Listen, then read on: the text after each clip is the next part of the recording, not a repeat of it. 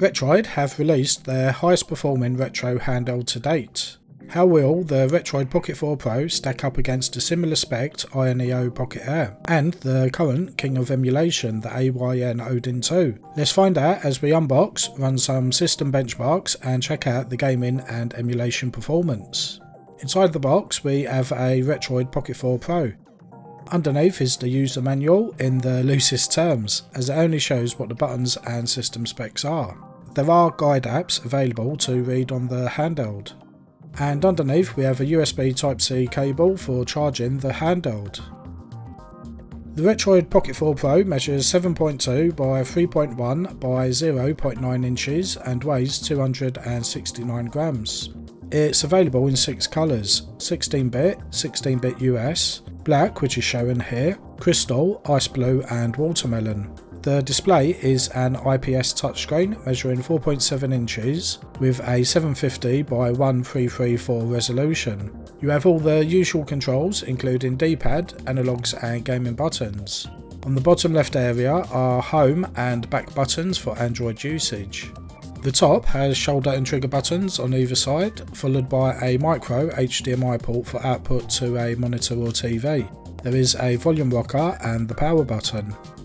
On the bottom is a covered micro SD card slot, 3.5mm headphone port, and USB Type-C port for charging and data. The Retroid Pocket 4 Pro has the Dimensity 1100 processor, which has a total of 8 cores, and for the graphics there is the Mali G77 running up to 836 MHz. There's 8GB of LPDDR4X RAM and 128GB of UFS 3.1 storage, not forgetting the micro SD card for additional storage if needed. For communications there is Wi-Fi 6 and Bluetooth 5.2. The battery is a 5000 mAh rechargeable battery. In our test we got roughly 2 hours 50 minutes whilst running the Antutu benchmark on a loop using the performance profile. In our fan noise test we got a highest noise of 55 decibels whilst using the smart fan profile. For the temperature whilst testing these we got a highest temperature of around 40 degrees centigrade.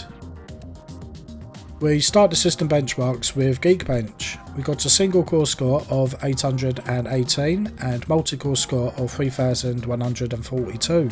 The mighty Odin 2 naturally takes first place here, but the Retroid Pocket 4 Pro narrowly steals second place over the AYN Pocket Air. Not bad considering the Air uses the Dimensity 1200 instead of 1100 like the 4 Pro. For Antutu we got a decent score of 74,216. The AYN Odin 2 again leads the way with double the score.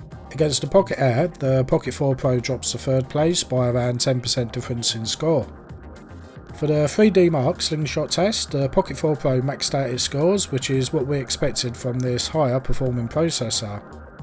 For the more demanding Wildlife Extreme benchmark, we got a score of 1268. The Odin 2 is a beast with 3 times this score, and the Pocket Air again takes second with a smaller margin of around 5% difference. The benchmark results are quite interesting. Of course, the AYN Odin 2 rightfully takes first place in all of the results, but it does cost nearly twice the price of the Retroid Pocket 4 Pro. The elephant in the room is the AYN Pocket Air. It costs more than the Odin 2 and just about manages to stay ahead of the Pocket 2 Pro in 2 of the 3 benchmark tests. There's really no place for the Pocket Air in terms of price versus performance. I would pick the Pocket 4 Pro over the Air any day of the week. The Retroid Pocket 4 Pro runs Android 13, which is fairly up to date. Upon first boot you have the familiar Retroid welcome screen that lets you do some quick setup as well as pre-installing a bunch of emulators and apps at your discretion. The menus include various improvements Retroid have been making, such as adding performance and fan speed settings. The overlay is a great piece of software that slides out from the side of the display and gives you quick access to common functions. You have screen mapping for games, taking video and screenshots, even streaming live over the internet. The Retroid launcher requires a little bit of work to get set up, but once you do, you have a very well working front end to launch apps, as well as access to your emulator's game library. All you really need to do is assign a folder containing the games on your storage to each system. It will add them to the menu and where possible download box art for the games. It's definitely worth using if you want to get up and running fairly fast. You should have no issues with the majority of games for Android. We tried a few different genres and did not notice any performance issues. You can run games on high graphics settings just fine. And don't forget, for games that do not support controls, you can map the on-screen icons to the controller and play them very well. We already know that your proper classic consoles and computer emulators are going to run just fine on the Pocket 4 Pro. Moving up to PlayStation 1 for example, you can increase the rendering resolution and add some great graphics tweaks to improve the visual quality. Dreamcast and PSP naturally run great as well, and you won't have any issues. So let's take a closer look at some of the consoles and handhelds that give lower performing retro handhelds trouble. The performance on the Dolphin emulator struggled on many of the lower end handhelds, but we can safely say that performance for both systems the emulator supports is very good. We tried our usual bunch of games and they all worked at full speed. On lower demanding games you can even increase the rendering resolution. Overall we see decent performance with Ava SX2.